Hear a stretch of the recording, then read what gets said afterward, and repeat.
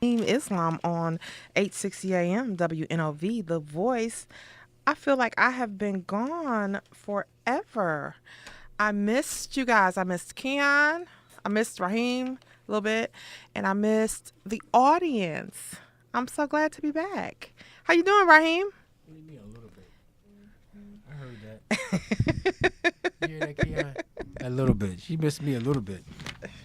Well, I didn't really get a chance to miss you because I was still getting, emails, phone calls, text messages. So, but I haven't talked to Keon or our listening audience. Please call in and join us at 414-444-5250 to join the conversation. We are here live in the studio. Both Rahim, I was going to call you Rahim. Both Rahim and I am your co-host for today. Tosha Davis, that's Tosha with a P. Per Rahim. I heard somebody call you It's Patosha a lot of things. today. Yeah, Tasha, Tosha, Patosha? whatever. Patosha. Hey, my daddy gave me that name. I love it. I love it. All right, Patosha. So we gotta get in the program. we got to do our libations. Did you guys do libations when I wasn't here last week?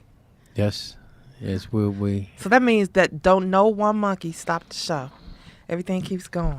Right. No one monkey. Ha ha ha ha. You like that, did you? Yeah, I always like to laugh. I like to have fun. Today was a very interesting day for me today, and I want to reflect on our people, and what I want to reflect on is, and I want to get the audience and the people to understand there's one spirit. There's one spirit, and there's many bodies, but one spirit. And that spirit, we're calling on that spirit, that same spirit. I see it today. I listen to young people talking. I met a young brother that's 28 years old who is absolutely phenomenal. I met a young brother who's 30-something. I met a sister that's 30-something. And when I hear it's one spirit, the same spirit. And that spirit is the spirit of our ancestors. The spirit of our ancestors and how that spirit drove them. Their bodies are no longer with us, but that spirit exists, and that spirit can grow. And we're asking that spirit, the spirit of our ancestors, the spirit of the self-determination, the spirit of the resistance, the spirit of the struggle, of all those known and unknown. I mean, we know about many, but there's so many we don't know. That spirit that refused to allow our position to dictate where we were. They refused to allow to be enslaved as the condition and the predicament that we would live in forever. They refused to allow the injustices and the terrorism that was brought upon our community and not to have any kind of fight, any kind of resistance. The terrorism and the unfair treatment of our people, where we had colored only and white only. And we are not allowed to come here. We can't do this. We can't do that. We broke every last one of them. That spirit that allowed us to do those things. We need that spirit in us in a big way today. It's there. Remember, same spirit, different people, but the same spirit. And I know we have it. We have to aggregate that spirit. So let us call on that spirit to get into the minds and into the bodies of the current population of black people and those who have it in themselves, that are resistors, that are strong, that are defenders, that are the vanguard of our people. Let them grow. Let that spirit grow more into them. And let that spirit be a beacon of light for our community. And let that spirit also be transferred to the next generation and to the next generation to the next generation until we perfect this thing. And so, what did I say? God bless our people. God bless our movement. And also, God bless our spirit. Ashe. So, I feel like we have so much to cover, Rahim. Seems like we haven't been in the studio in forever. Well, that's you. Oh, I missed 1 week. And now you ain't been in the studio. I missed 2 weeks. Oh. Oh, okay. I was like, I thought I only missed a week. Maybe I was sick of It felt like a month. No, it felt like a It was month. hard on y'all brothers. Well, it's good to know that I'm appreciated. Thank Well, you. we didn't say that. Did we say that, Keon? That's a hell of an interpretation. We appreciate you, Patosha. So, Rahim, you have been busy. Pretty You've much. had a lot going on. Oh, that's one of my students. Okay. You've had a lot going on. You're always busy. I don't think people really know the just of how busy you usually are, but No, they everybody thinks that when they meet with me, they say, "Well, this is one meeting," but multiply that by about oh 100. yeah, oh yeah, I try to get it in. I mean, it's nonstop with me every day. I mean, wherever I'm at, it's the same situation. I'm trying to get the message out. I'm trying to identify and find out who has the message, who has the spirit. I'm trying to figure out who got it, and who I can work with. Because what I found is that there's some people who got it. I mean, just got it. They it's not going to be much convincing. They already there. They already there. It's not. They like, wow, where you come from? Right. I've been saying this. Thank God, somebody else is saying what you're saying. So we got that crew, and then we got a crew who basically need a little bit more pushing. And so I'm battling it's the battle of the minds and the battle of the thoughts and the idea. But you know what? I'm on the right side, and my side is on unity. My side is on collective. My side is on, like I told somebody earlier, I will not allow anything to divide us. I will not allow a concept, an idea that, well, it might seem good, it might seem great, whatever. If it divides us, I'm not accepting it. Well, If it has any idea or any kind of effort or ability to divide us, it's not a good idea. it doesn't fit. No, it's just not. I mean, it could be packaged in the perfume and a nice box, looking good, with smelling ribbon good, and everything, and it be articulated. It could be sounding good and everything. But when you get to the nitty gritty of if it it, ain't about coming together. if it ain't bringing our community together, then I'm not buying it. And that's my position. And so some of us are talking, like James Brown said, talking loud. And ain't saying nothing. So, but most of us mean well. So that's the good news. That most of us mean well. And in my discussions with everybody, I haven't really met somebody who's just a bad character. So maybe they're on a good behavior. I don't know. But but some I resonate with really, really well. Yes, you do. Click. We have a caller on the line. Caller, do you have a question or a comment? Yes, I do. Hey, Mr. Rahim, this is JT. Hey, Sir? JT, how you doing? All right, how about yourself? I'm great. Thank you. Hey, Minister Rahim, one thing I want to say respectfully, sir, I read your articles in the Courier and the Community Journal. One thing I want to say about that, sir, you took your time to tell the truth. Hope somebody listened to you. So, Rahim, sir, one thing I want to say, thank you, because that wasn't easy, okay? And Rahim, please excuse me, sir. I'm the 62-year-old Vietnam veteran to serve this country for whatever reason. But Kareem, thank you for telling the truth and taking the challenge. And you just that, okay? So Rahim, only thing I want to say to you respectfully, sir, thank you so much for your communications in the Community Journal, in the Courier, and telling like it is on the radio station that you have the chance to go and do. And Miss Davis, thank you, ma'am, for watching out for Kareem. And Kareem, one thing I want to say to you respectfully, sir, thank you. I appreciate that. Keep on doing what you do, sir, because I respect that, because you're just telling the truth, Kareem. What can I say? Man, what can I say? You're just telling the truth about it. Thank you, Ain't mad at you. Ain't mad at you. But I respect you very much, sir. So please excuse me if I'm sounding kind of weird, not out of order. No, you're not, Kareem, brother. We do appreciate you, do JT. that. Okay, y'all just have a good one. And Kareem, keep on telling the truth, okay? Okay, thank you. Thank you, sir. Well, you know what, JT, let me just say, you're One of our loyal listeners. Well, not only that, thank you for your service to our country. One of the things that I think that I always promote, and I'm an advocate for, and I count on the people like my father and others and like yourself who have put themselves in harm's way to serve our country. And to serve our country with the conditions that we find ourselves in, we are the best Americans. And so that's not actually promoted. That's not discussed. That's not even described. The description for us is completely different, but we should be viewed as the best Americans because we put it on the line when America would not even do for us what it was doing for others.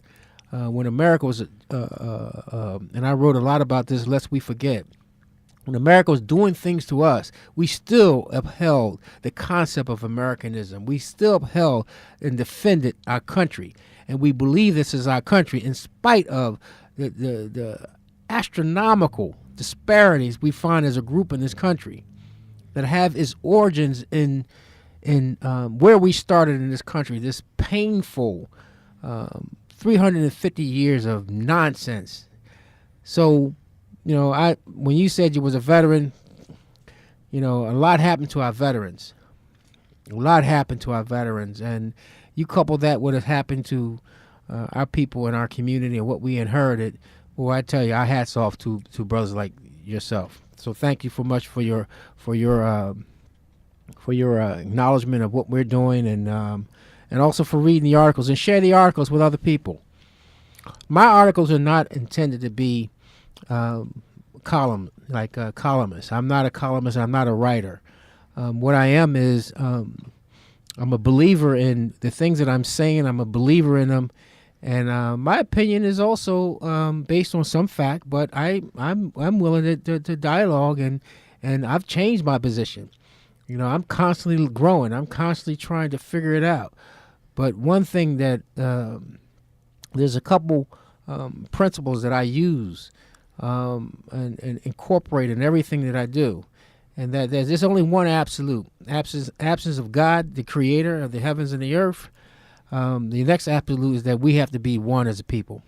And I always say one spirit, and one people. Thank you again, JT. We appreciate you. Rahim, we are going to take a break. When we come back, we're going to talk about this article because, we always leave it to the end and we don't get to it. But I really want to get into this lest we forget. I think it's very timely. This is Black History Month, although every month is Black History Month. Right. So I want to dig into this a little bit. We'll come back after the break. And I'm with you. You with me? Okay, let's roll. Welcome back to Universally Speaking with Rahim Islam on 860 AM WNOV, The Voice. As always, we are the community station and we are the community show. We have some guests who have joined us today. That's okay, brother. I'll get you when you come back. Jamaal Smith. Yes, ma'am. How you doing? I'm good. How are you? I'm doing pretty good. I'm glad you could join us today. Glad I could be on. I'm so honored to be a part of it. Privilege. You know what? You're doing great things. I haven't really sat down and talked to you, but I've seen you around since you were in the Fellows program. That was, 2012. Okay, so some years ago. Yeah. So congratulations on completing that on leadership. And I know you also went and got your master's just recently. Yes, ma'am. Master's in public administration. All right. Mm-hmm. All right. Well, this other person is really not a guest. He's kind of like a part-time co-host. Appreciate that. Go on it. Introduce yourself and speak. What's going on? It's Dame Smith.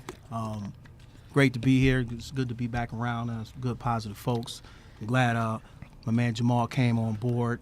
Was safe and sound. We're doing some great things in the community. So hopefully later we'll be able to discuss a little bit of that. But Oh, absolutely. we're feeling real good about some good positive things coming up. Good, good. Can you Spit. You Get, wanna yeah, can you spit? get us in the right spirit? He wants you to brother? spit. Dang, he wants you to Okay, spit. I gotta spit. Don't spit on him, but he wants you to spit. Can you get us in the right spirit, the right Sure. frame of mind, brother? Absolutely. Can you help us out? I never did the 22 situation.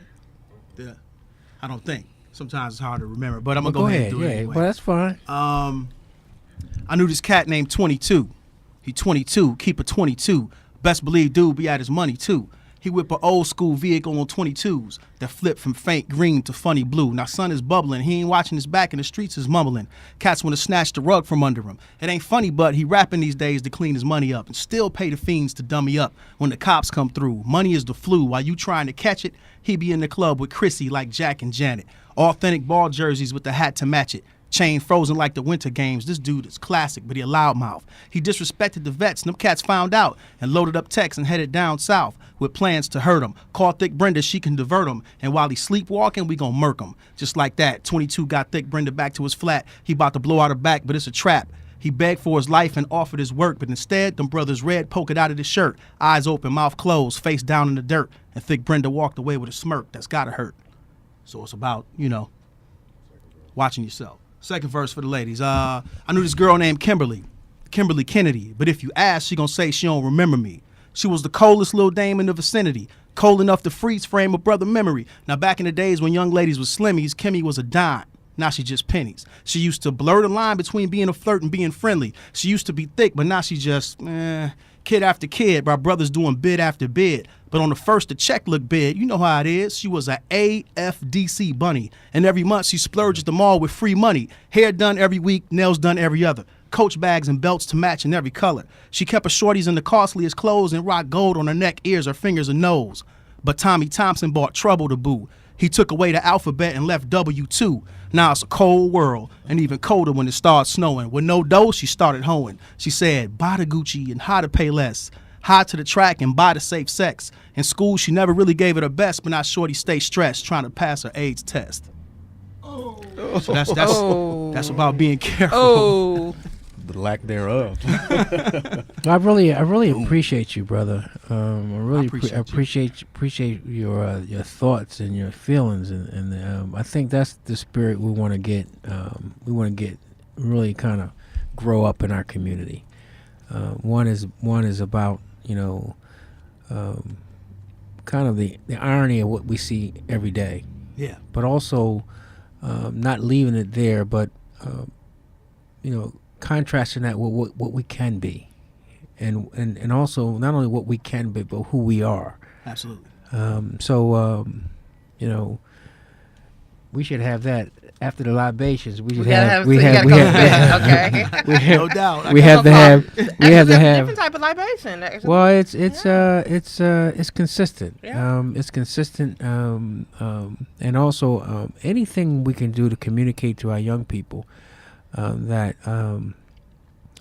they have a responsibility in this whole thing. Absolutely. And so no one's going to do for us what we got to do for ourselves. That includes old, young, very young, and the sooner we can get our young people to understand, even our younger people to understand it, then they can participate in the struggle. Absolutely. But if we allow them to get older and older, and they don't even know that they are responsible for the conditions, in spite of being, in very unstable families, they didn't ask to be born here, but still, they have the capacity to change.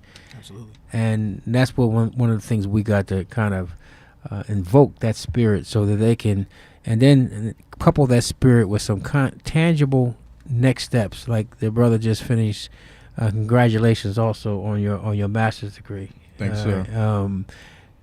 Tangible next steps, and so that we can marry that spirit and that willingness with some tangible next steps, so that we can begin to protect our own and get ourselves into a better situation for the next generation.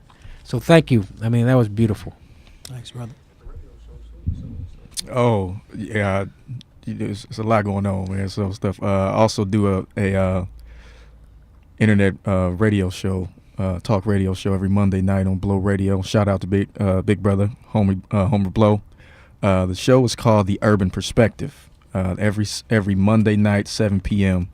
And we discuss, I mean, kind of similar to the discussion flow here, just really having a conversation about a lot of the community issues that are going on. And as you say, Mr. Islam, I'm talking about the providing tangible solutions, or what are some methods or ways that we can help divert the current plight of the black community. So this coming Monday, actually, we have a young brother coming on. Marcelo is his name. He's a young brother, about 16. Yeah, 16 years old. Positive brother, hip hop artist, but he talks about his surroundings, and it's just he's out to really encourage and to enlighten people about what's really going on through the minds of a young man.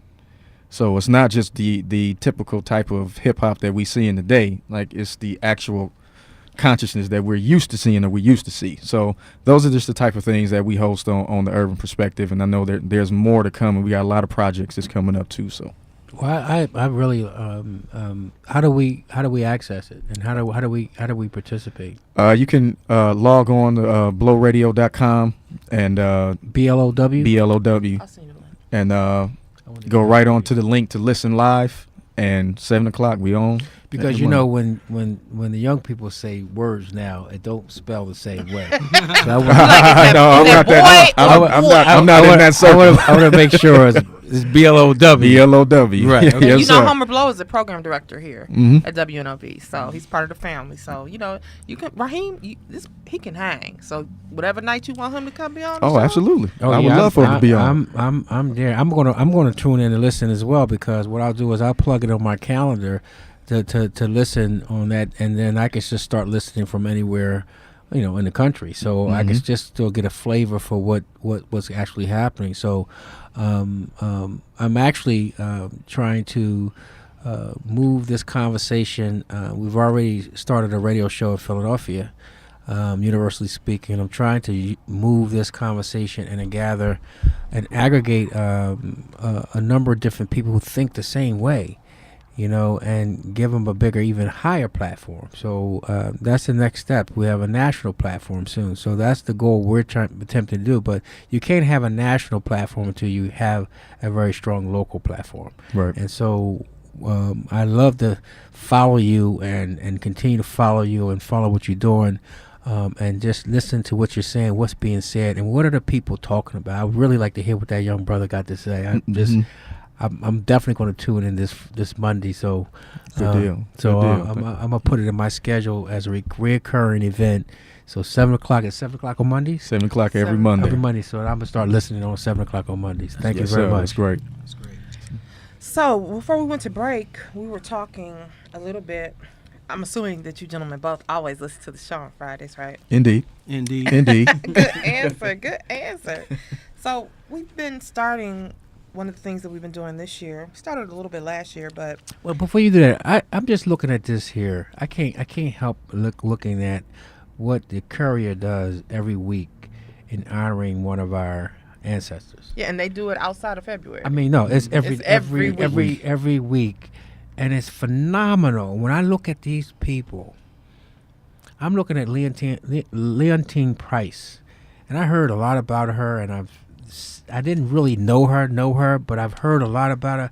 But what a beautiful woman! Mhm. I mean, what a she looks like a queen, And so you could Absolutely. just see so they have a picture of her when she was young and a picture when she's older. Black don't crack. And boy, she is an absolute queen. So, boy, I just wanted to say that because everybody should know and pick up this paper to just get a feel. This is not going to happen nowhere else. Mm-hmm. Right. No one else is going to celebrate and promote our history and our people and our culture but us. So much love to the Courier for what they're doing on a daily basis, and I learned so much. 365. I learned so much by every week picking up the paper and looking at one of our icons.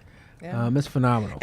And in addition to doing this, an ancestor, there's also a talented youth portion in every paper that they do where they highlight actually a youth.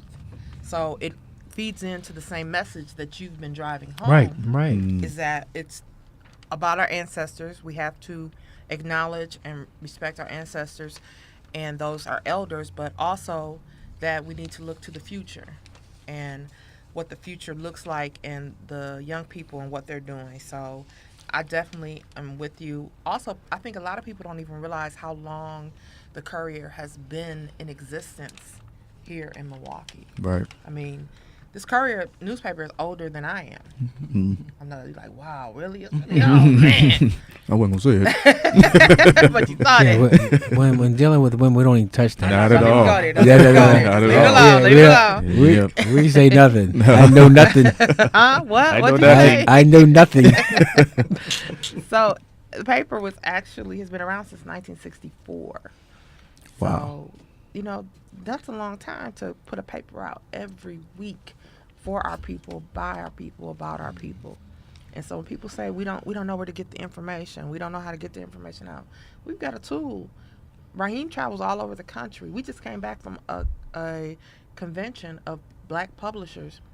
There's no other city that has 3 newspapers, and our state really has 4 now with Madison. Madison has 4 one. Right. black newspapers in one state. Is there Wow. any place else that you remember, Rahim? Oh no, I don't think so. Not consistently. And also the quality. The quality is really, really a high quality. But we have a challenge, and brothers, I want you to take on this challenge because we have to increase the readership, and we have to increase the listenership. And so there's one way we're going to. Well, there's a couple ways we're going to do it. One of the ways is it's just acknowledge that this is what we have to do. If we're going to build this movement, we need a medium to communicate to the masses of the people. That's right. Mm-hmm. And so we have to take on that personal. And so one of the things that we're talking as organizing is that we have to take that on personally. We have to make these papers a part of our daily. So when I come into to Milwaukee, the first thing I turn on, I adjust my radio station to 860. So I don't listen to it 24/7, but I'm constantly. My fallback is 860. Mm-hmm. And then I listen to it periodically, but there's no other station. You know what I mean? Right. When the first thing I don't go get to Milwaukee. What's it? Centennial? What is it? Journal Sentinel. No, the first thing I'm He don't looking get for. it because he don't even know. The first thing I'm looking for is the black newspapers. Right. Right. I go get them. The first thing, and we have to now get our people to do the same thing. We've lost that kind of focus, and what they'll find is they'll find themselves. They'll find themselves. They'll find you. They'll find us. They'll find themselves, and I think they will be happy.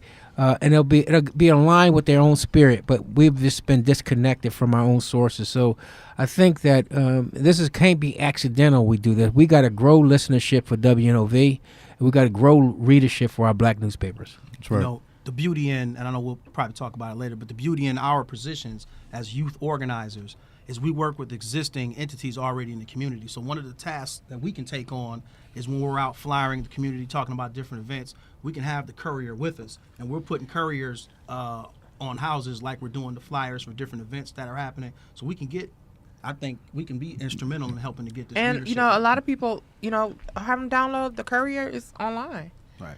We do want the paper, but they can read the newspaper. So they say, well, I don't do papers. That's okay. Boom. You can read it online. And Right. radio station you can listen to online. And I think the main thing is just raising awareness that this is what has to be done. Right. And people talk about, they're so overwhelmed with the problem. What is the solution? Well, one of the solutions, we don't have all the solutions, but I daggone sure know we need thank God the 50 years, and we need another 50 years until we get our act together. Okay. And we need the radio station. We need this radio station. We need these communication tools perfected in our community. Mm-hmm. That's right. And so the only way we got to get our young people, you guys got to be ambassadors to go out and as the example you just made, which is a good one, but we just got to raise the awareness that these are things that we need to do. You want change? You got to start reading the newspaper. You want change? You got to start listening to WNOV. That's right. Right. Good thing about that also is, they often refer to the Journal Sentinel as the Urinal Sentinel because there's so much, mess that's in there a lot of times. So, a lot of people have become so cynical and apathetic towards, newspapers in general. Right. So being able to push this information that really focuses in on us and focuses in on our community also is another tool of empowerment. So being able to, if you will, become distributors of the newspaper, distributors of the news, really have those discussions and facilitating those types of conversations, it's a necessity. It's not happening enough. And until we get to that point where more people are really focused on listening to Universally Speaking, they're focused on reading the Courier and really saying, okay, I really want to step in and become responsible and become a key asset and catalyst for change within our community, that's going to take some work. But there's some people out here that's willing to do it. Absolutely. I agree with you. Do you know what would happen if we lost our voice? You can't get it back. If we lose our voice, the radio stations and the newspapers, who's going to control our message? Right.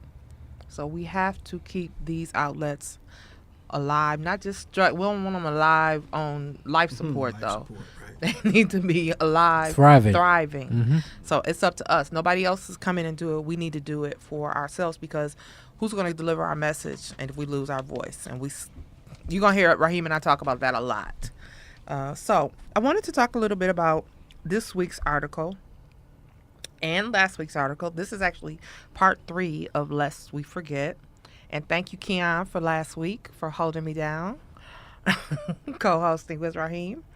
I wanted to talk a little bit about, I think I asked you up front, you did this, but you didn't even really realize that you were doing this during Black History Month when you first started writing this. No, because you know what, I'm really, to be honest with you, I'm really appreciative of Black History Month. I'm really appreciative of the direction and the signal for America. This is really to show you things have improved. When we can have a month that's nationally recognized, and looking at the contributions of Black people to America. So I think that's a good thing. But no, I didn't. The concept of Lest We Forget is one that I think it should be every day, all day. Because I think it puts things in perspective. If you look at the trouble that we're facing as a community, and you had no knowledge of our history in this country, you would come to the conclusion that the Black man in America is something wrong with him. Mm-hmm. And I say, yes, something is wrong with the Black man in America, but something also is right with the Black man in America. And many of the things that are wrong with the Black man in America was done to the Black man in America by the white man in America. And so lest we never forget that is the fact that then you can look at gains in a different perspective.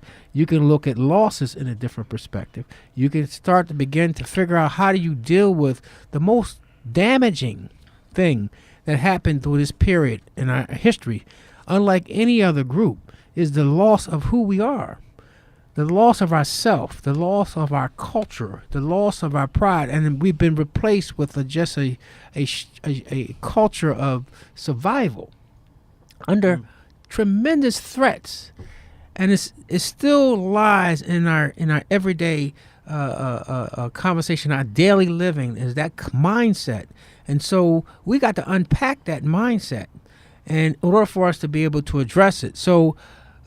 It has to be a constant, and I'm not saying to many people who think of slavery or the enslavement of Black people in America and the conditions of Black people in America as some crutch.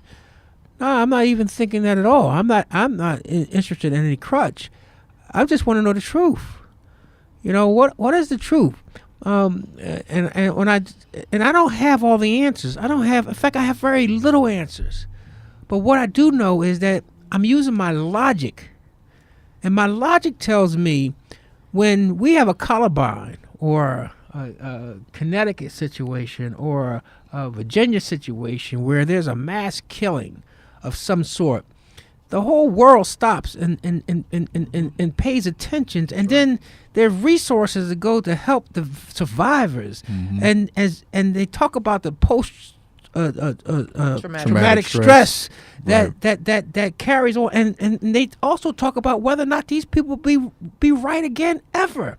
I listen to a number of different documentaries, and I see the pain when people lose a loved one, and sometimes the way they lose the loved one. When I look and listen to what they're saying, some of the parents say the hole will never be filled, and Tosha, I know who we sit next to knows that pain. Amen. And so the bottom line is though, but this is happening in a way sometimes it's the most violent Traumatic. of ways. Right. And so the pain never ends in the hole. And you see these seniors and they're up in age and they're still talking.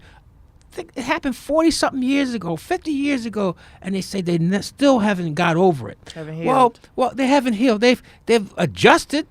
They've come to adjust, but they never got over it. And so if you couple that to what has happened to our community, and I look into the eyes of my father, I see all the things that have happened to us as a people. And when I look into the eyes of my father, I look into the eyes of my mother. And I look at them now as a sober adult. And I say to myself, this is bad. We have been, and then the pathology of carrying the things on, some of the bad things I've picked up from my family, I've now instituted in my own life. I said, this is much bigger. So this is not about no crutch.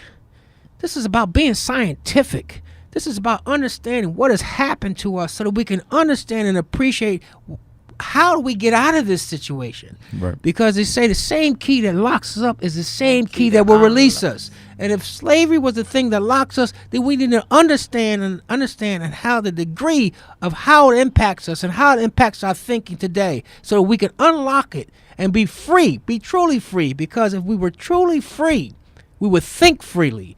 And we can't think freely if we have somebody else's mind. So I'm going to read you, for our listening audience and you in the studio with us today, a little bit of this most recent installation of Universally Speaking entitled Lest We Forget. But I'm going to do something a little bit different that I normally don't do every week. I'm going to start off with Rahim's just real short bio. The reason why I'm going to do that is a lot of people, and I'm sure you all have heard this, who is this Rahim Islam guy? Who is this guy? Where'd he come from? Mm-hmm. Who is he? So I'm going to read a little bit of his bio. Rahim Islam is a national speaker and writer, convener of the Philadelphia Community of Leaders, and president and CEO of Universal Companies, a community development and education management company headquartered in Philadelphia, Pennsylvania. So the reason why I wanted to share that with you is because a lot of you need to know the perspective from which Rahim is writing. You probably just think he didn't just fall off, he made a wrong turn and ended up in Milwaukee. I wonder what turn that was. I didn't mean to get off there. That was the wrong exit. Oh, now I'm stuck. I must have been flying.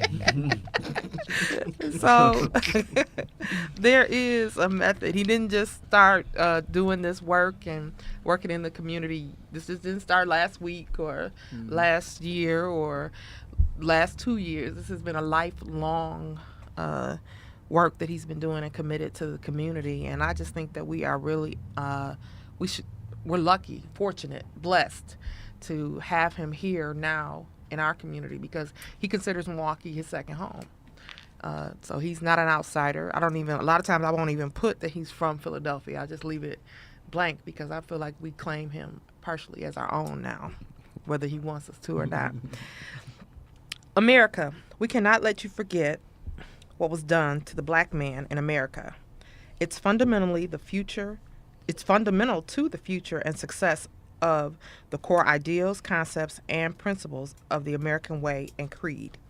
This position shouldn't be viewed as a crutch for black people. This isn't a position held by all black people, nor is it intended to be a weapon against the white people. Many white people are extremely fearful of this discussion. This position is about its truth. What this position is about is truth of America and American history. We must not, nor can we, forget how we got here.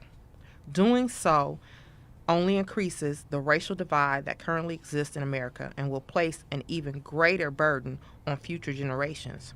how America became the superpower it is today, and how 45 million black people suffer some of the worst disparities of any group in America must be put back in a public forum.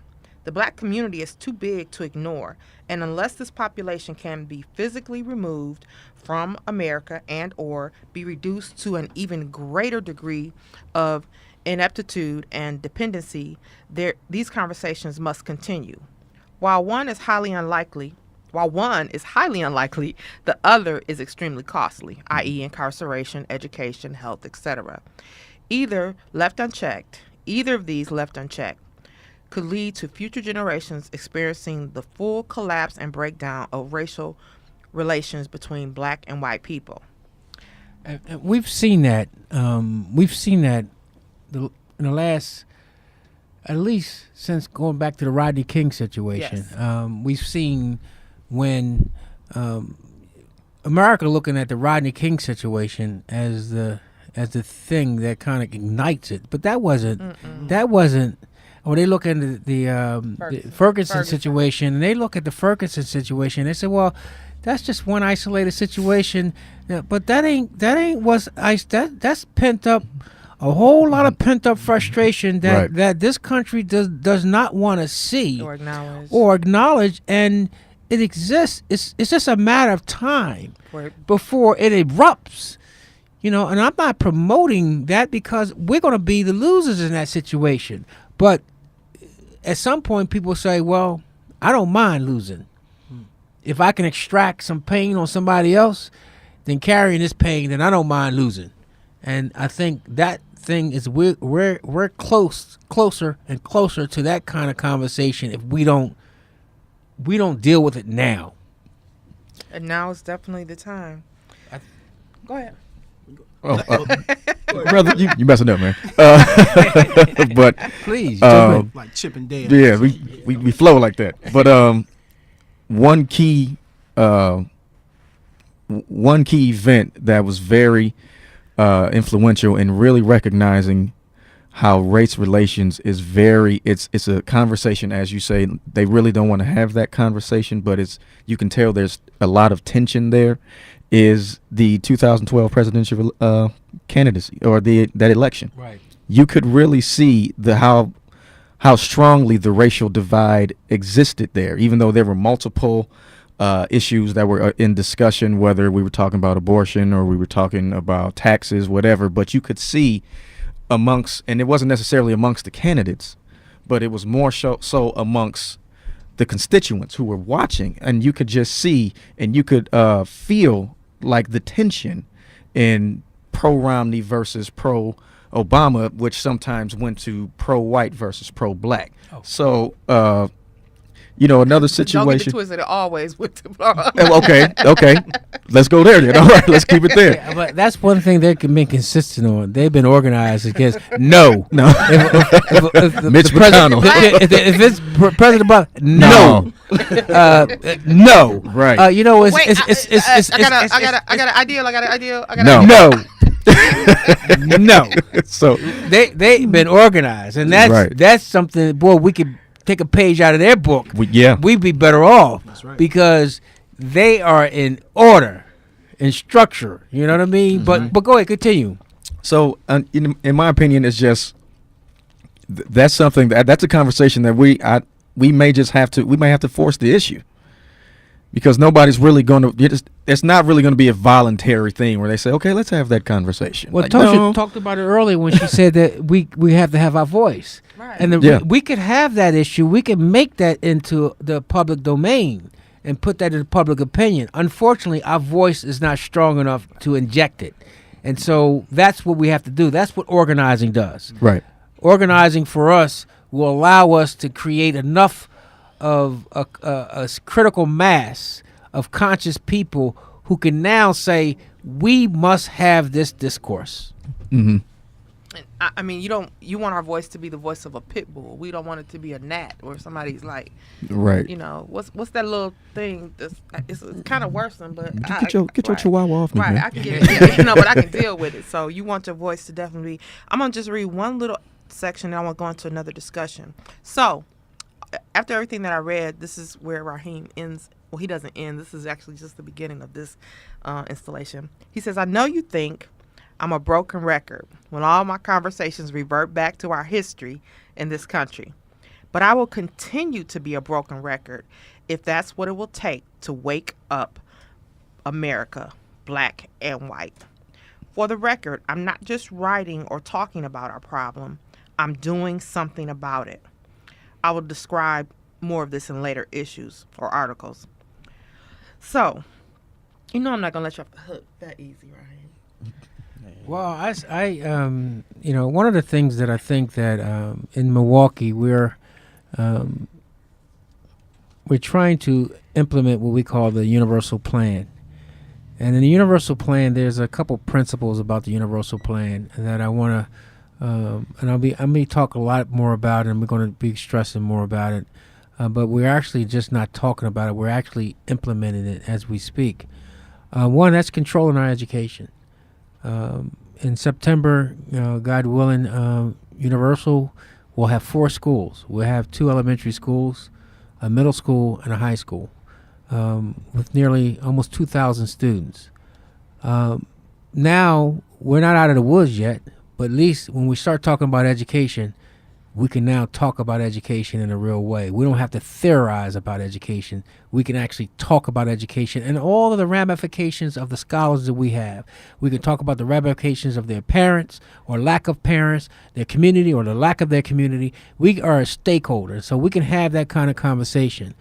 One of the other things that we are championing, we have taken a leadership position in, and that is the black male has to be restored.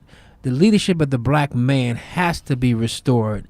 And we will do whatever it takes to get the black man in a position of leadership. One, we're taking a leadership position as black men, and women too, but black men. For too long, the leadership in our community has come from our women. In order for us to be where we need to be, the universal plan says that the black man has to be restored in the position of leadership. And unfortunately, in this society, it is an oxymoron. There's no such thing, and that goes back to our history, where if you just look at even just the concept of Bill Cosby. Now, granted, I don't know what Bill Cosby's sexual appetite looks like. I swear I am not a proponent of drugging people and taking advantage of them. I don't know what Ben Franklin's sexual appetite was either. But Ben Franklin is not black. Thomas Jefferson, let's go. I mean, if you go across the board. Yeah, but I'm not. I don't want to compare. This is a current situation, and I don't want to get it confused. Okay. And the point I'm making is that the whipping that this man has taken in the public, Yes. based on allegations. That happened 40 years ago, 30 years ago, and trust me, where there's smoke, there's fire. So, Bill, I'm sorry, brother, you got some stuff to deal with. But here's where I know when it went out of control. When I know it was out of control, when they are so angry at Bill Cosby and they can't take him down. They've already reduced him. They've taken 2 major shows from him. There was 2 TV shows that he was getting ready to promote. They just wiped them out. Pulled off Netflix and then pulled off the exactly. So they impacted that, okay? But that wasn't good enough. There's a lawsuit now pending against the publisher that published his autobiography that said that he failed to put any of this in his book. Now I said, "Well, damn." Now that is anger. Man, if that ain't anger, but that is not anger. That's only relegated to black men, and I can go on and on. O.J. Simpson. So you get wrong and something happened. Michael Vick. It's so many examples. The public whipping is like a 21st century lynching. Exactly. And it's clear that they want to demasculate the black man in front of the entire world. They want to show that who has the power and who doesn't have the power. And for young black children and young black men, they get the message just like they got it 300 years ago. Who was in charge and who was not in charge. And this is a formal 21st century white supremacy, black inferiority. It's a formal 21st century slave concept that we must overcome. So there's a lot, too, under the universal principle of restoring the black man back into his rightful position. But this is the position of universal, and I'll continue that a little bit more. But Okay, we're going to take a break. When we come back, I want to talk about the black. You know, I love talking about black men. That's one of my favorite subjects. So I want to talk about. me too. Me too. No, I'm joking. I want to talk about that when we come back from the break, and then we want to get into what you gentlemen came actually to share with us today. Cool. So we can interject that. I'm sure it has something to do with uplifting black men in some kind of way, right? Oh, absolutely. All right, you are listening. Oh, they said that in unison. Unison. Yeah, that's it. Well, that's the start, right? That's the start. You Same message. But the thing was absolutely both said the same thing. You are listening to Universally Speaking with Rahim Islam on 860 AM WNOV, The Voice. Welcome back to Universally Speaking with Rahim Islam on 860 AM WNOV, The Voice. We were jamming to yet another of those hits by your main man. Yeah, I love him.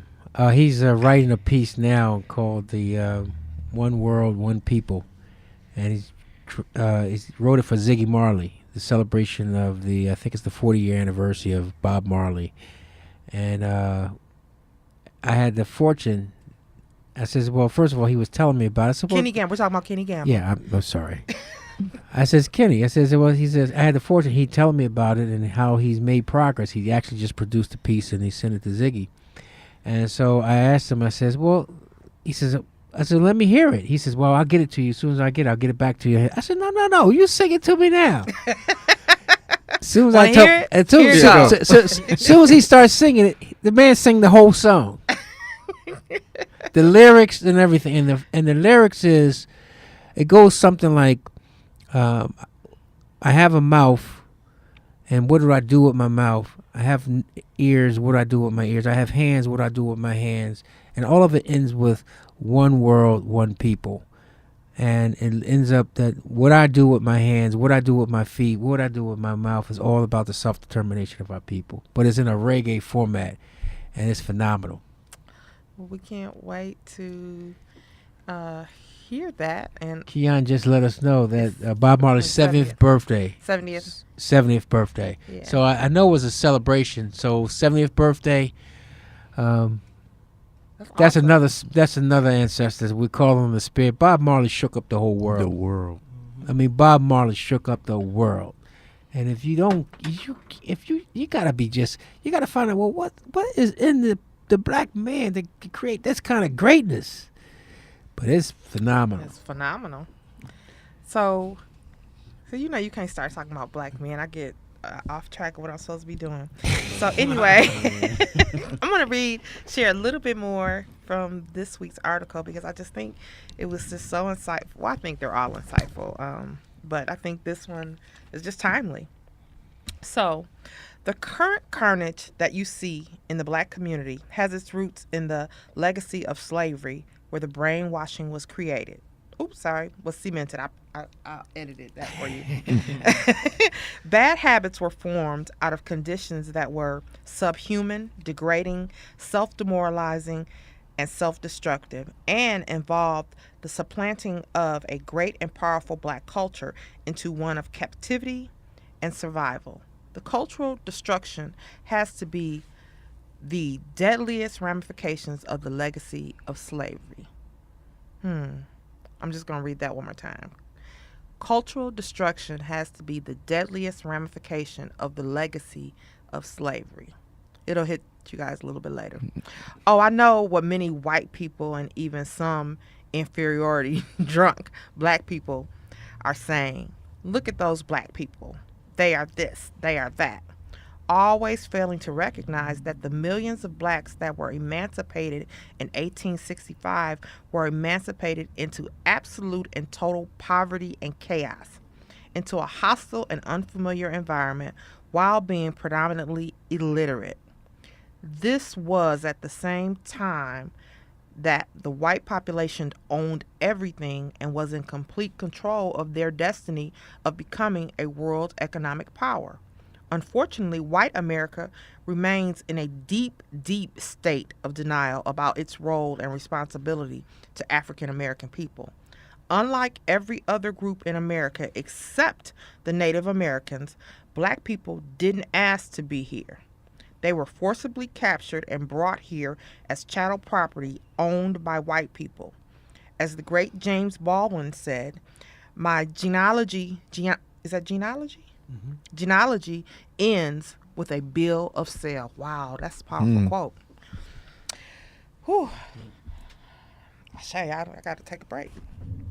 Well, I mean that's the point is that's how you kind of put some balance to the situation, whereas it's just not fair. It's just not right. We have to make it fair. We have to correct that situation, and we have to let America know that wasn't good.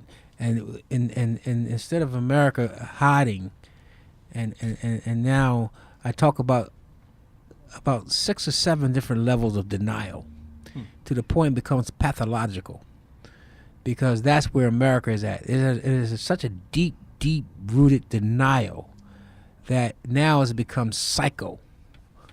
But that kind of denial is clearly. We have to challenge that denial.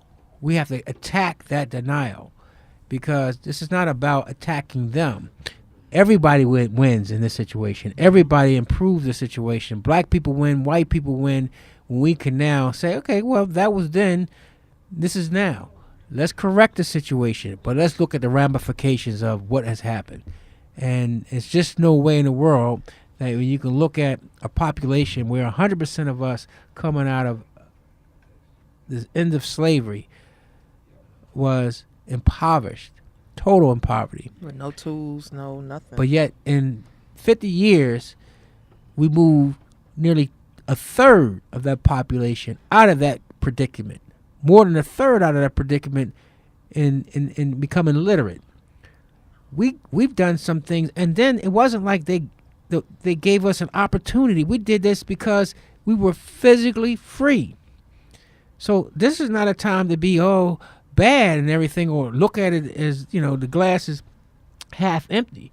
But no, we got to look at this as the glass half full. Mm-hmm. This is a powerful testament to the strength and the greatness of black people. We have a caller on the line, Minister Muhammad. No? How you doing? Oh, Rick Muhammad. My apologies. Yeah, how you Rick, doing? how are you? I'm doing good. How you doing, Brother Rahim? I just thank want to add to what you were saying, beloved. Assalamu alaikum. Wa alaikum Black salam. History Month also is when you were waking our people up with this history, and the one thing that really burns me up is that America paid the Jewish people and the Japanese reparations. And I mean, okay, they did go through some things, but it was nowhere comparable to the transatlantic slave trade. And maybe, I don't know, at some future point, you probably would touch on that, was how we were brought from all over the world here, to build this country. And then the other part, a lot of our historians don't touch on is what happened from 1865 to 1877 before the Great Compromise or the Great Betrayal. We did make strides for 12 years.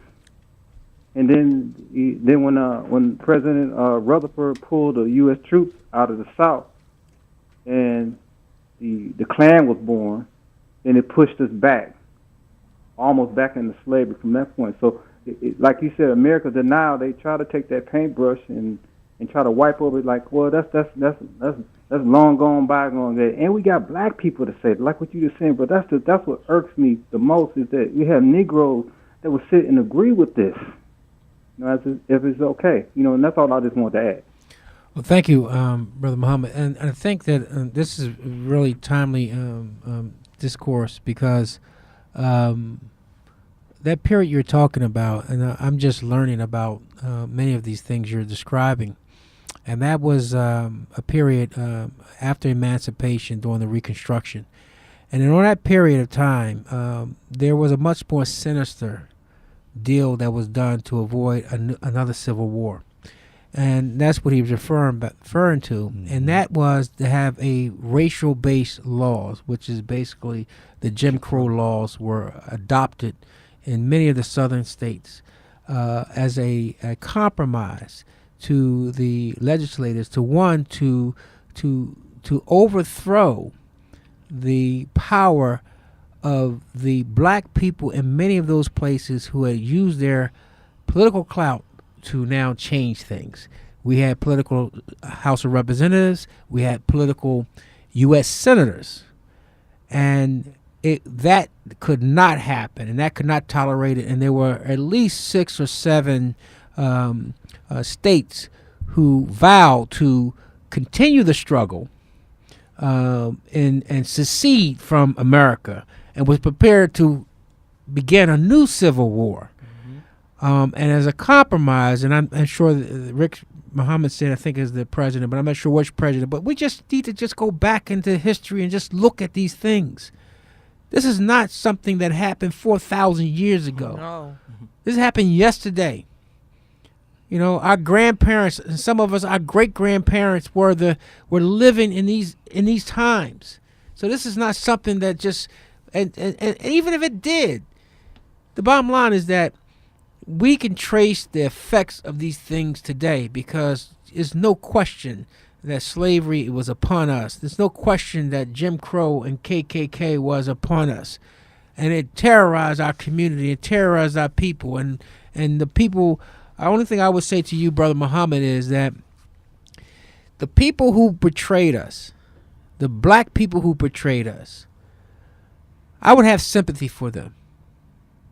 Because I would have sympathy for them, because that's what they were made. Back in maybe about 100, 125 years into slavery, about 1775 or something like that, or 1780 or something like that, or 1761, or whatever it was, that the white slave owners, they realized they could not break the black man. They could not break the black man. They just couldn't do it. No matter what they did, they could not break them. They did everything. They subdivided. They subdivided families. They created the worst kind of terrorism you can do. Some of the vicious atrocities, and I can't even say them on the airwaves, because they were just that vicious. But that happened to break the black man into being a comfortable slave. That just couldn't happen. So they figured it out. And Willie Lynch had a big part to do it. He says, you guys are stupid. You're not going to break these people. What you got to do is make your slave. And when you make your slave, they will love you more than they love themselves. And that's what we find when we find our brothers who will turn us over. And in 12 years a slave, no, not 12 years a slave, in The Django. Django. At the end, my man. Jackson. Samuel Jackson. Sam, you should have took that role. Sam, you should have took that role. You said, nah, I can't do that one. But he played the hell of that role. And when Master is sick, we sick, boss. How sick are we, boss? We sick, aren't we? Yeah, we sick. That's the kind of mind that was created. And so I don't feel, when I'm talking to brothers even today and they exhibit that kind of mindset, I love them. I don't love them. I embrace them, because I know they know not what they do. That mind is not their minds, it's someone else's mind. And that mind was part of the making of the slave. And here today, we're free over 150 years, and we still act like slaves. We still exhibit people that are enslaved. Why? Because we have a mind in many of us that has made us to be slaves. So what we got to do is break that mind. Until we attack that mind, we can't be free at all. There's some of us who got it, I would say, less than others. But some of us got it bad. Like my God. got bad. I would mention a couple names if I want to embarrass you. But one I'll mention is this damn Clarence Thomas. You know, who the heck is this guy? But this is the kind of mind that even Clarence Thomas will. Clarence Thomas will have his own name in the Webster definition in the dictionary. Being a Clarence Thomas is being Uncle Tom. You upgrade it to be a Clarence Thomas and say, all I can do is say in the black community a Clarence Thomas. They say, oh yeah, I got it. we know who you are. You made history. Rewriting history. So, okay, let's get back on track. Yeah, did I go off track? No, you No. didn't. I'm sorry. No, you took us on a ride. It was good. Was it good for you guys? I was good. Okay, see? Full concentration. I was listening. I told you that's him spitting. See, he can't do what you do, but that's him spitting. No, not at all. I'm in awe what they do. That's him spitting. That's his version of spitting. That was So- plural. It's what he do, not they do. What he does. So, tell us a little bit about what you came to share with us today and Safe and Sound Sure. and the work that you're A doing. lot of people probably may be familiar with Safe and Sound. They're going a whole nother direction. Maybe now. they're not. Why don't you tell them? Well, they're a nonprofit organization. What they did in years prior was fund a lot of the safe places. So they gave funding to like Running Rebels, Holton Youth and Family Center. Okay, so we have safe places in our community. Well, that was their name, Safe Okay. Places. But yeah, they're. Okay. No, I just want We're you to explain literally that safe concept places. for people who don't work in that. Oh, okay. What it is places where youth can go after school. Okay. And it's a safe place to be. Where there's extra activities. There's arts and crafts, basketball. See, when I was growing up, it was the whatnot. Vel Phillips Y, but y'all too young to probably No, remember that. I'm 43. You right. I'm too young. You too young to remember that? Yeah, that's Yeah. where we went after school. It was the Vel Phillips Y. So in 2015, they've got a new direction, and now we've got neighborhood safety teams, and it's 3 individuals, and we go out and we're in 4 police districts. We're in 3, 2, 5, and 7, and in those neighborhood teams, they're youth organizers, which is what Jamaal and myself are, and they're community organizers. Our focus is youth, and so we connect youth to already established organizations like COA, like a Boys and Girls Club, things of that nature. Okay. And we also help involve young people in this whole process. You know, they're not separate. They don't live in a separate world, even though in their minds they do. They don't live in a separate world. Young people need to be at the table, helping to make decisions. Definitely, having be their part of the voice discussion. Heard. Part of what Jamaal's radio show, kind of a new focus is having that youth voice. So Marcelo will be on there as that youth voice. There's some youth forums coming up, and there's a lot of things that we're doing to attract and pull these young people from out of the shadows, off the street corners, get them into something positive. Okay. So is there anything, you talked about the radio show, is there anything else that's coming up? Absolutely. Soon? Go ahead. So March 19th, there is a Real Talk panel discussion, and the theme of it is all about hip hop. So we're talking about the driving question of the conversation is the current culture of hip hop a contributing factor to the mental state of black youth? And we've got some great panelists that have agreed to be on the discussion. Damien being one of them, and it's just a real conversation to discuss exactly where hip hop was, like its origination, what was the purpose of its creation, and then where it has quote unquote evolved into. And, really having that conversation with youths for them to really get a feel of what hip hop really was for and versus what it is now. And, one of the conversations and one of the questions that will be part of it is talking about the blatant emasculation of black men. That's one of the questions that'll be on the panel.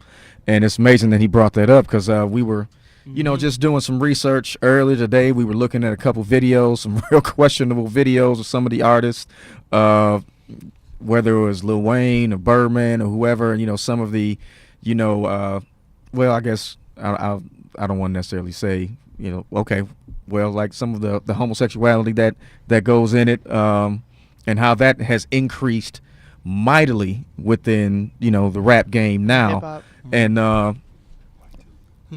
so Mightily. yeah, I'm sorry, it has. Well, I think it couples with the feminization of our boys. Yeah. That was the other part.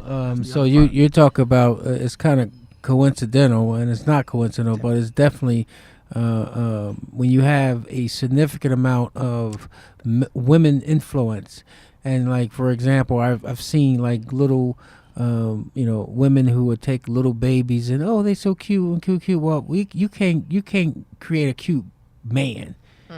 Don't exist. You got to create a man Right. that's not worried about his physical, Right. but more worried about his spine, and more worried about his mind. Mm-hmm. And you can't do that by exaggerating his physical. Oh, he's cute. Okay, well that same cute joker cannot produce a thing. Useless. Cannot produce a damn thing. Useless. But then he wants to be cute, and it's nothing worse than a useless Cute man. cute man. That want a woman to take Right. care Well, of him. he ain't cute. Wow. Wow. He's on the low side of pimping. But the bottom line is that this is coupled with again looking at many of these young men who are kind of examples of this feminization. Mm-hmm. They couldn't find a man in sight. There's no father, there's no grandfather, there's no uncles, there's no great uncles, there's no men in the community, there's nobody. Everywhere you look is mommy, auntie, Big mama. grandmama, All right. big mama, Sister, mama friend, right. Yeah, Just yeah, some more aunties. yeah, exactly, aunties, and so, he believes he's just expressing himself, but he don't understand what he's working with. Now, to speak to that point, one of the first initiatives we're doing is under this banner called HOME Team. The acronym HOME Team stands for Heroes Operating in Milwaukee Every Day. Everybody always says, well, who's that person to help galvanize the people? We need a person. We need a this. We are those people. Brother Rahim is that person. Brother Smith is. I am. Brother Cash is. We all are those people. We are the heroes that we need.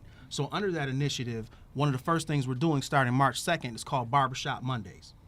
Barbershop Mondays is, I've got some barbers that are willing to donate their time on a Monday. And what they'll do is cut neighborhood boys' hair for free in exchange for community service.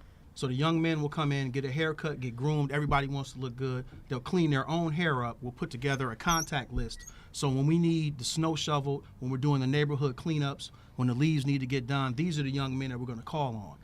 In addition to that, every session of the Barbershop Monday, we'll have an influential male come and kick it with these young men, giving them that link that many of them don't have. Mama's taking them to the barbershop, auntie, grandmama taking them to the barbershop, but they get that male bonding time, and that's how the ideologies start to change. You know how the barbershop is, kicking it. And so those conversations go out into the neighborhood now. So let me tell you what our challenge is, what you just described. Our challenge is how do we get this information to our community? And so we have to get to a point, a discipline, that we're feeding information to a central location, and that central location is responding, and so it's real time. Mm-hmm. The information is real time, and so and then we got to drive people to the central location so they can get the information, because it is these kind of things you're describing that we can, pair up with you in doing these things would even only make your thing even more impactful. Yeah. Even going back to the piece you were talking about, the strategies we'll do on the ground in the neighborhoods. Mm-hmm. I mean, this is phenomenal stuff. And it takes men of courage and men of leadership to do that. So I applaud you. I'm just trying to figure out, and I know others will, how do we help? How do we leverage what you're doing? How do we help? How do we support what you're doing? How do we work with you? And that's going to come, I believe, when we put this structure together, where we all communicating. But this is the challenge for us, and we're going to all have to be committed to that kind of infrastructure, because it's just not enough what you're doing. It's great, but you need support. That capacity. You need support, and those young boys will need other things, and that you might not be able to deliver. But it'd be great if you was able to, really start to leverage what you're doing to, because you want to see it. You want to see it fixed. Exactly. Absolutely. Exactly. Absolutely. You don't want to see it. You want to see it be ended. And I got to keep it real with you. I've been meeting a little pushback. We've been meeting with barbers in the areas that we work in. And today we had a situation, and we had a little pushback from one particular barber. I won't say it, but I presented the information to him, and he didn't really. Once I said free haircuts, he turned off. He wasn't really feeling me anymore. He didn't see the value in this give back. Maybe we can make a contribution to him, and maybe we can help him. Maybe part of the problem is that maybe he needs additional help. To keep his lights on. I don't know, but I'm just saying that could be part of it. It's not just maybe the person is not just anti the program, but just he's looking at seats and he's looking at dollars and cents, and he also needs those dollars and cents. So maybe it's a conversation that you might want to have and say, look, let's have a conversation, but what would it take, right. to make this happen, and maybe if it's not $10 a cut or $15 a cut, maybe it could be $4 a cut. But the bottom line is that, man, then it puts it on you to begin to work a little harder of trying to raise the dollars, and I definitely wanted to be a part of that. I mean, so whatever you guys are doing, I want to be down with. Let me check. Gentlemen, we have a call. Caller, you had a question or comment? I have a comment. Thank you for taking my call. I just wanted to give a big ups to everybody in the room, Brother Rahim Islam, and the brothers that you're speaking with, because the Smith brothers. Smith brothers. Yes, sir, the Smith brothers. My point is that with Brother Islam imparting the knowledge that he has, because I like his spirit, whereas he doesn't mix falsehood with truth.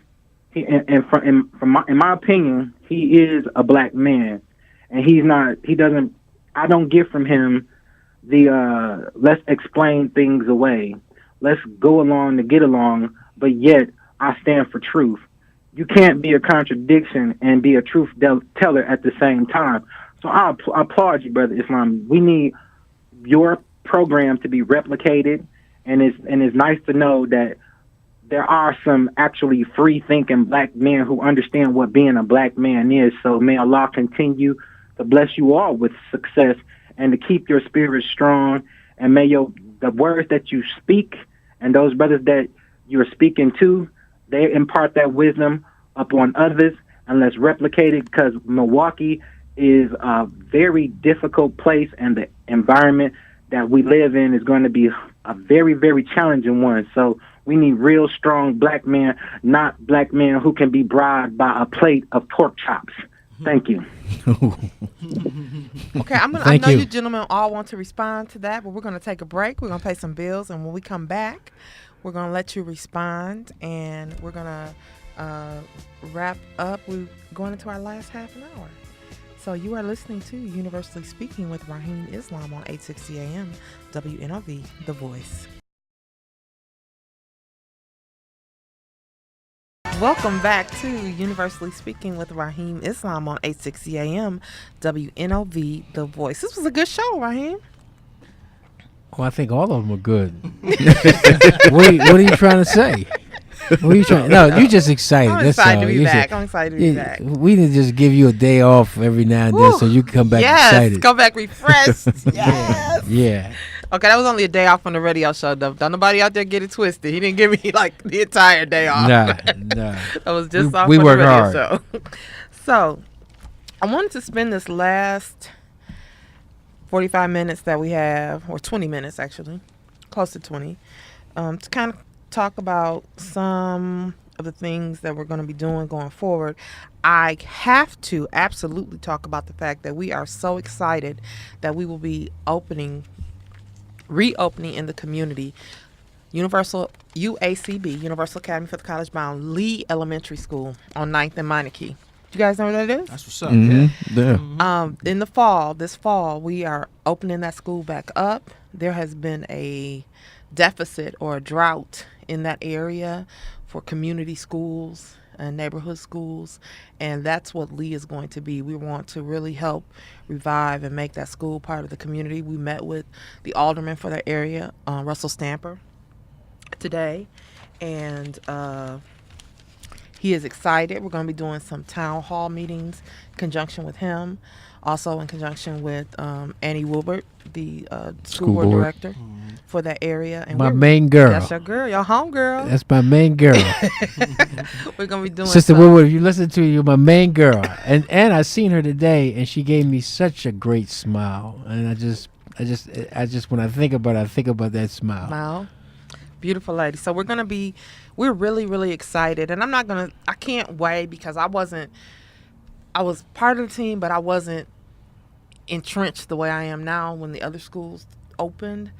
But I don't know how Rahim feels. I just feel really, really excited about this particular. I love all the locations and all the campuses, but I am really excited about us having the opportunity to reopen Lee because everybody we talked to, they said they either went to Lee, Or Garfield. Garfield, or Green Bay.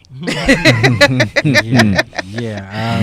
And so, I mean, it's just, I just feel so that we're fortunate to be able to open that school back up and make it a hub and open the rec center back up and part of the community. And it's just down the street from North Division. It's also just down the street from our new development project that we're doing in conjunction with Moore's Development for Garfield, the old Garfield School, which will be some mixed use and housing. So we're really... And the Holocaust America's Black Holocaust Museum Museum. will be housed in that new development No, okay. on 4th and Garfield. So that's all part of the Bronzeville area and starting to move west toward the is it Metcalf? Yeah. Metcalf area. And we're really excited. And I know that these were some of the things that Rahim was looking at down the pipeline probably a year or 2 years back, was kind of where we're edging towards now. And then Well, I just didn't know where we would kind of anchor at. We kind of take it where we could. So when the more and more I got entrenched into Milwaukee, I started to understand some of the history of Milwaukee, and that's when I started to get excited about the opportunity to. And also work with some of the alderwomen Cogs and Ashanti Hamilton. I mean, Russell Stanford. Keep Gangsta. going. No, but but I also have kind of fell in love. My first office was in Bronzeville, and so I had no idea where I was at. I had no idea what was going on. He didn't have Tosha. But I learned. No, it wasn't not having It you. was It was right? just it was just I had no idea where Milwaukee was. I didn't know what streets. He gives But me I- directions. But about, I "Don't go know that way." I know the streets a little bit better now. But I also know the history a little bit better now. But I also want to say to the Milwaukee community, many cases this is an old song. This is the same song that's being played in Detroit, in St. Louis, in Chicago, in Philadelphia, in Newark, in Harlem, in Washington, in Atlanta, and the other 30-something cities where black people are 75% of our 45 million reside. This is the same old story. And so, unfortunately for Milwaukeeans, they think this is the worst thing since the plantation. They say, well, it don't get any worse than this here. Well, I'm here to tell you it does get worse. It is worse in other places. It's all relative. And so the bottom line is that I don't want us to dwell on how bad things are, but how good things can be, if we're prepared to earn it, if we're prepared to work for it. And so, I'm really, really excited about the opportunity that we're just not talking about, rebuilding our community, but in very short order, we'll have, nearly 2,000 children that we're responsible for educating. And so if the city is not educating the kids the way they are, we're going to take responsibility, and we're going to say we're going to educate these children. Right, the ones. But I think that it's a combination of what we're doing, the housing development strategies, the economic development strategies, the black male initiative strategies that we're looking at, The organizing, which I'm most proud about, and I'm meeting some of the most, to me, I'm most talented people, including the brothers here in the studio today. Talented, just talent is just pouring out of you. Thanks, sir. And so I don't see no end to the talent. So what I see is our opportunity for us to, if we can just organize ourselves just a little bit, we have a shot at being a formidable challenge to some of the issues that we face on a daily basis. So, but it starts with opening the school. Yes. It starts with Our high school is also opening in the fall. our high school is opening. It starts with us having a presence in the neighborhood. It starts with taking these buildings and reopening them and restoring the intent of these buildings as education facilities and centers. And community. And being then part of the community. turning them over to the community. When we talked to the alderman this morning, we said, look, it's yours. It's your building. You tell me what you want to do. I'm not going to tell you what. I'm just going to try to educate the kids. But when it comes down to how we use that building outside of that, it's yours. And it belongs to the community. And all of our buildings do. We have that philosophy at all of our campuses. And that So goes not for just you leave. guys. I mean, you'll see what I'm talking about. I'm not just talking. This is an attitude, and trust me, everybody don't share that attitude at Universal, but they will. If they're going to be at Universal, they're going to share that attitude. And that attitude is that we are one. There's nothing that we have that's not belong to the community.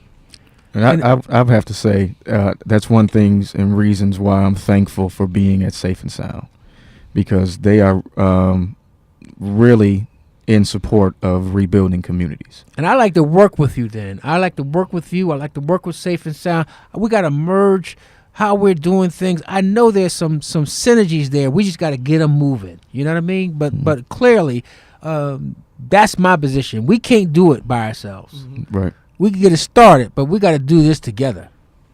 So, James, you opened us up with a piece. You going to take us out? Yeah, I could do that. Are we ready? Well, he's ready. We got a little time. I'm going to come back after he spit. and let Okay, you wrap up. Sister Producer. Thank you. All right. Okay. Don't be nice, brother. You say what? Don't be nice. Don't be nice. No. Okay. Let's see.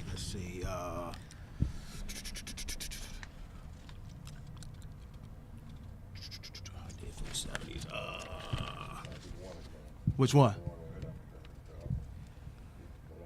Oh, the one that he broke down? Oh, yeah. I've been talking about that for a long time. Oh, yeah? Yeah. Okay. Don't have me break break it down. down. Come on, man. You know what? I'm a crybaby, man. Okay, do it. So I'm a big crybaby. I'd be like, Those who got excited. oh my God. Tito, give me a... Go ahead. Hey, I ain't no problem. My heart hurts. That's why I'm crying. Stop teasing.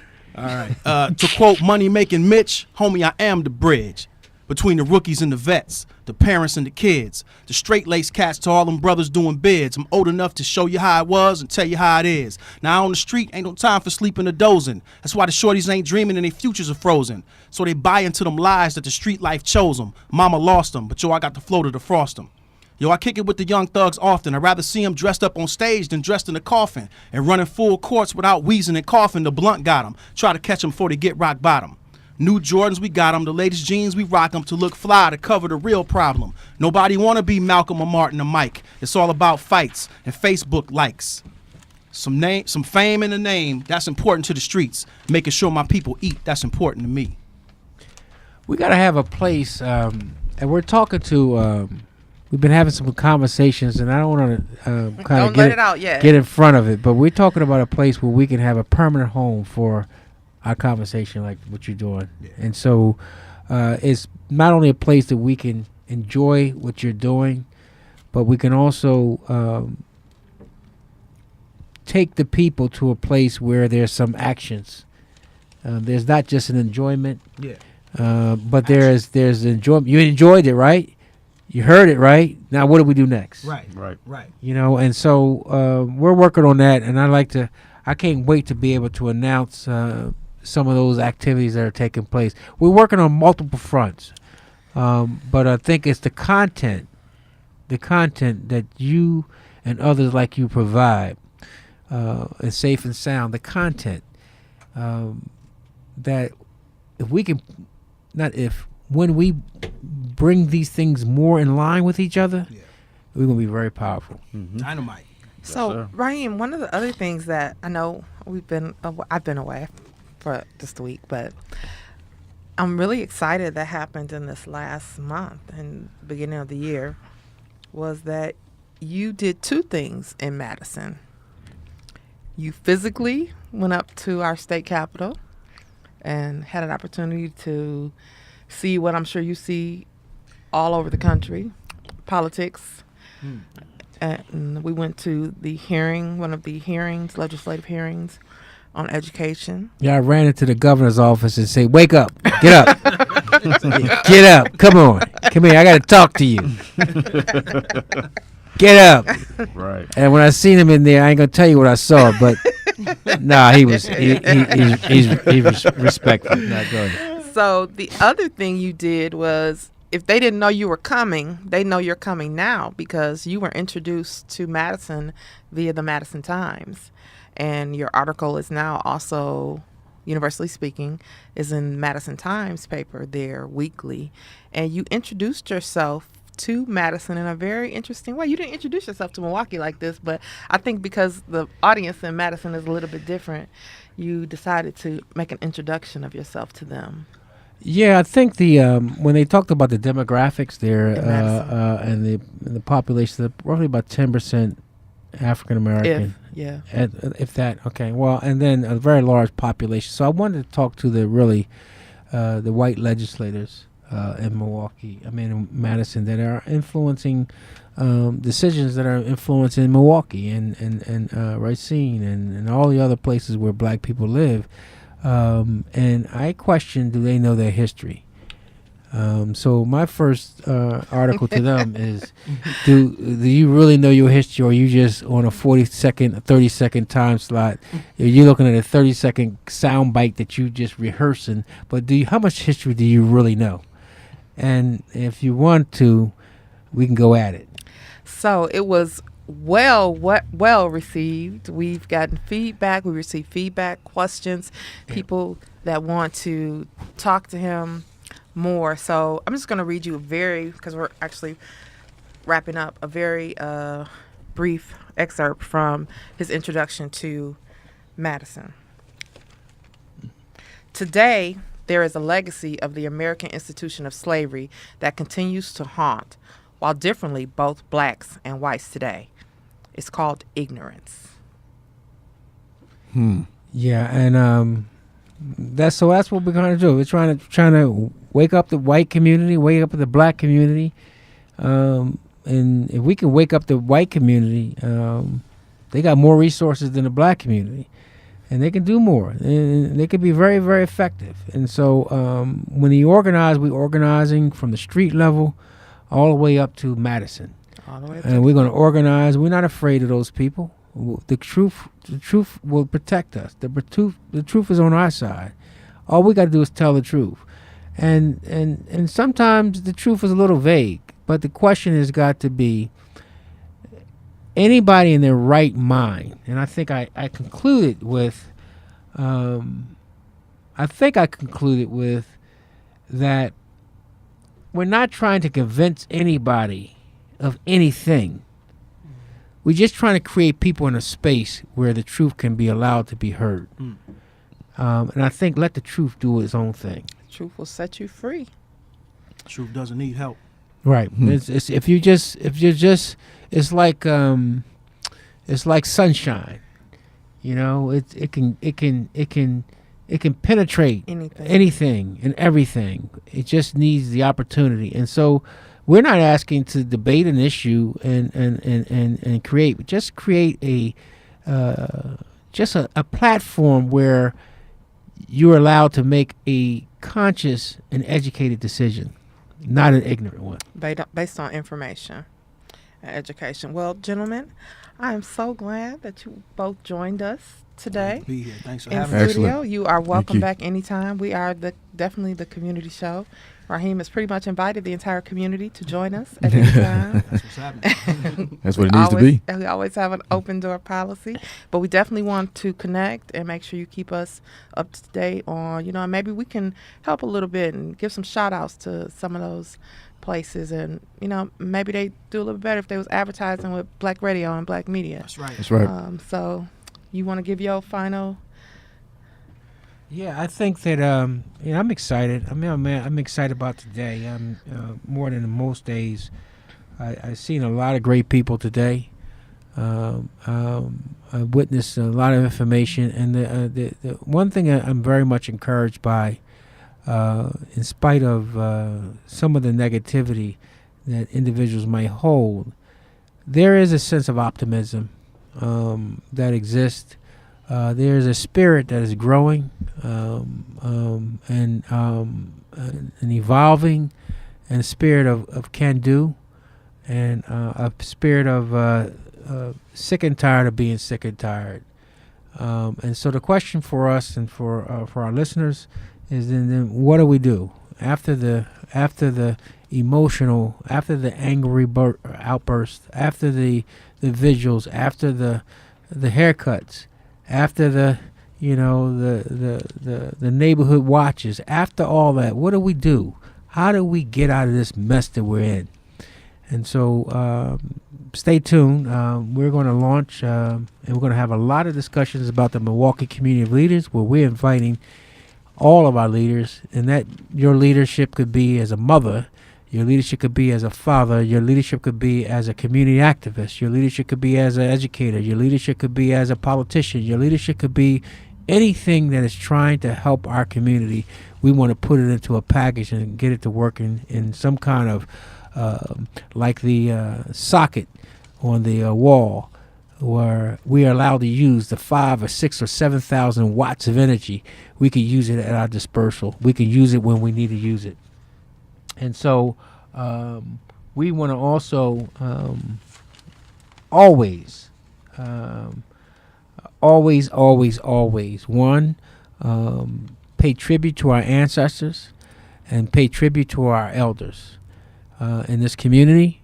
And the elder who has given me the most encouragement to do what I do on a day-to-day basis is no other than our brother Gerald Jones, and who has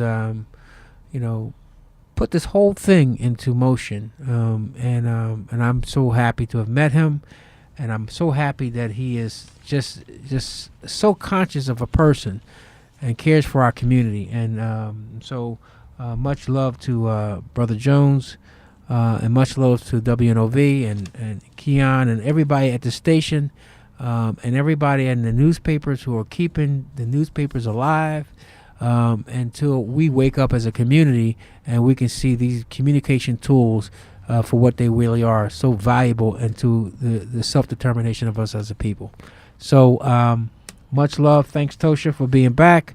Thank everybody, and thank you, brothers. And not only I look forward to you guys back into the studio, I look forward to working with you side by side. Thank you, sir. Thank you very much. Okay, thank you for listening, Milwaukee and everyone around the country. Remember to follow Rahim on Instagram, Twitter, and Facebook. That's Rahim Islam or Rahim Islam UC. Until next Friday, we will be back. Thank you for listening to Universally Speaking with Rahim Islam on 860 AM WNOV, The Voice.